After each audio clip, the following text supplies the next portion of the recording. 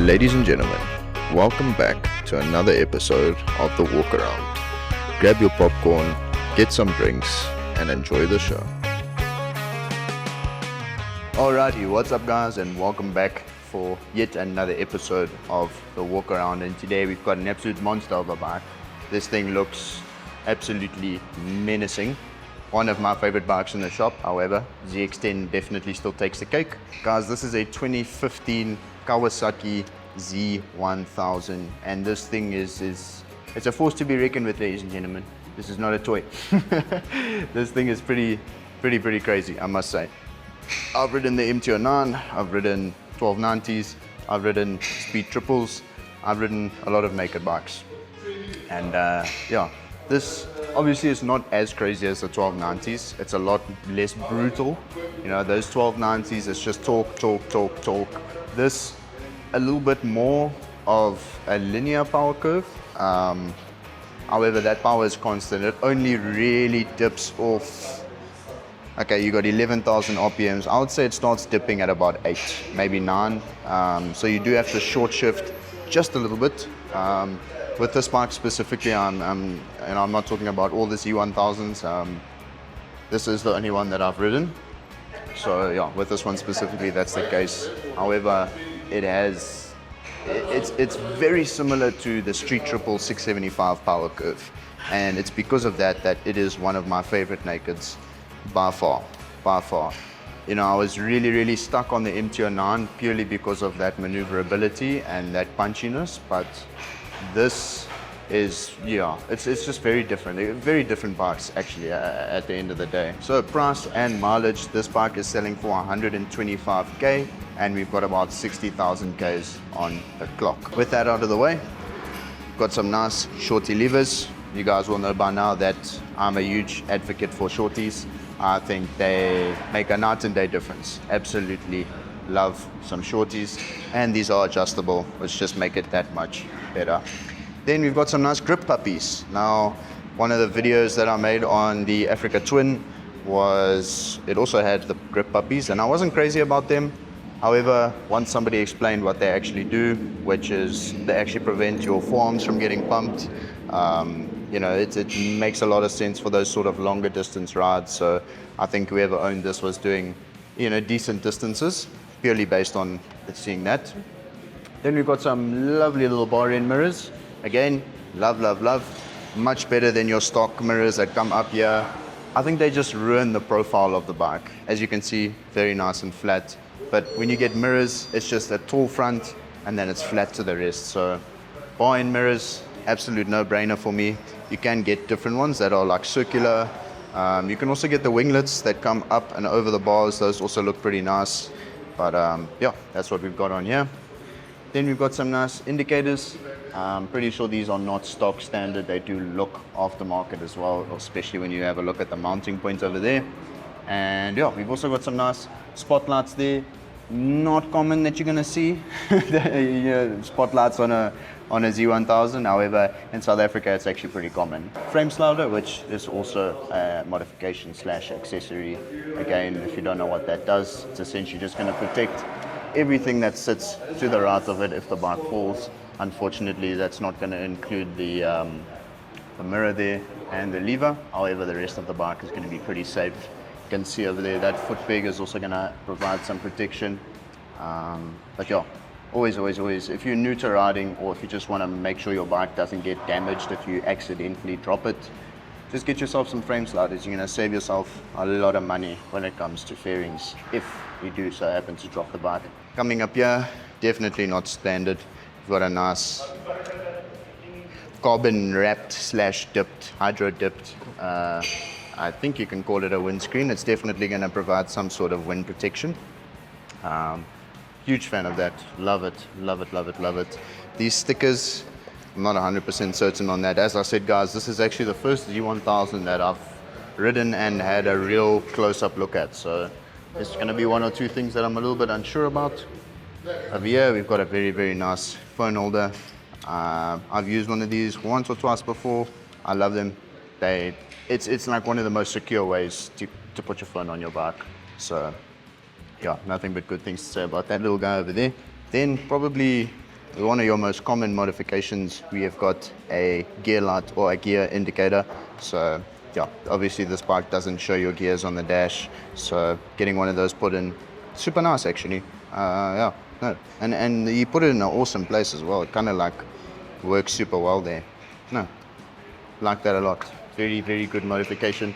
Over here, this is actually going to be your spotlight switch, so that's for those lights over there. Then one of my favorite parts about this bike is these rear sets. I mean, look at those. Absolutely beautiful. We've got a very, very nice tank grip over here. Again, the red kind of just works well with everything else. Super, super nice. Seat cover, rear seat cover, very, very, very nice. I'm assuming that this is also dipped or wrapped. I'm pretty sure they are both dipped.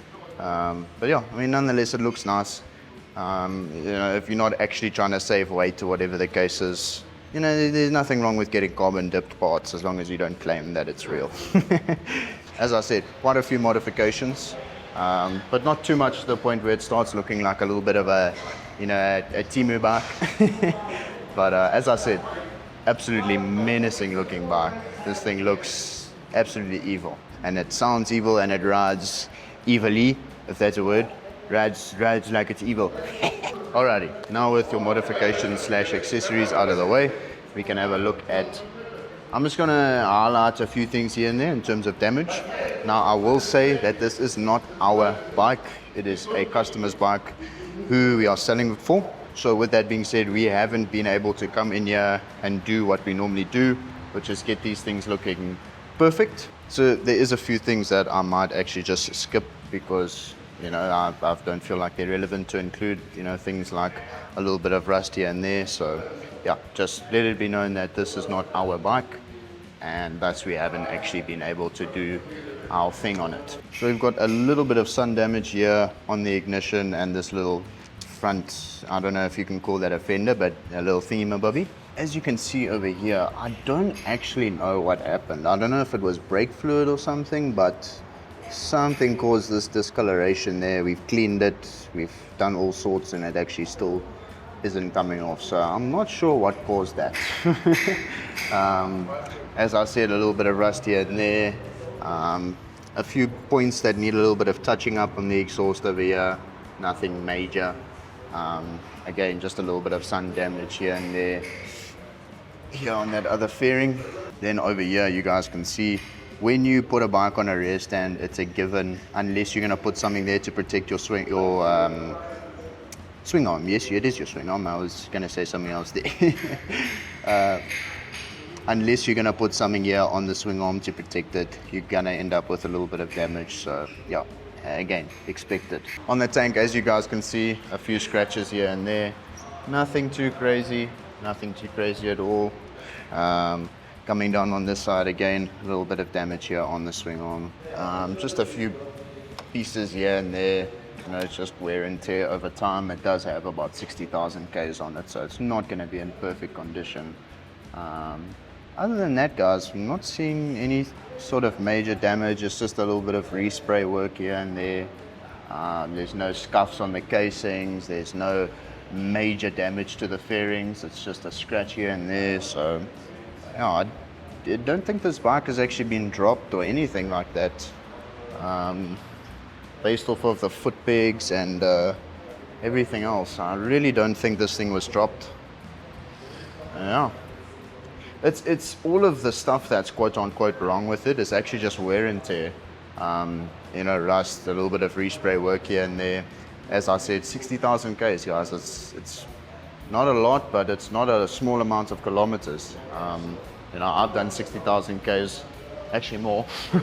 My bike has got about 64,000 Ks on it, and it's in very, very similar condition.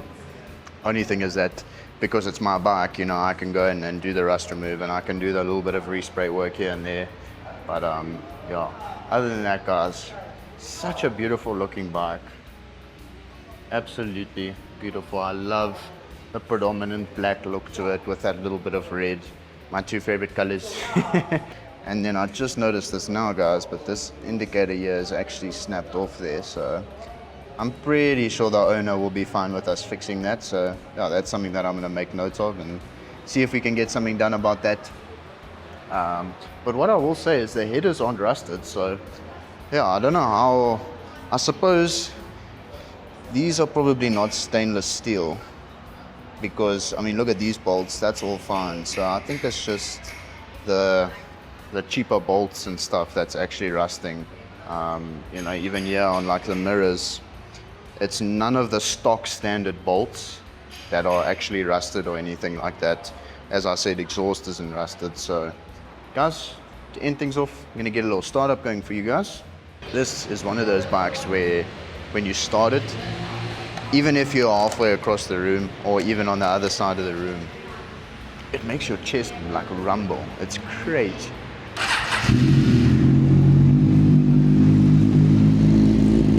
Wow. Such a beautiful sounding bike. As you guys can see, the headlights do come out a little bit red. I hope you can see that.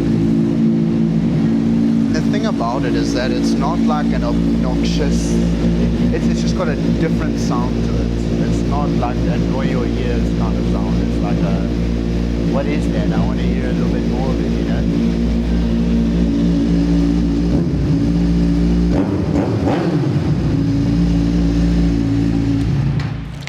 In all honesty, I think it's actually the best sounding bike in the shop.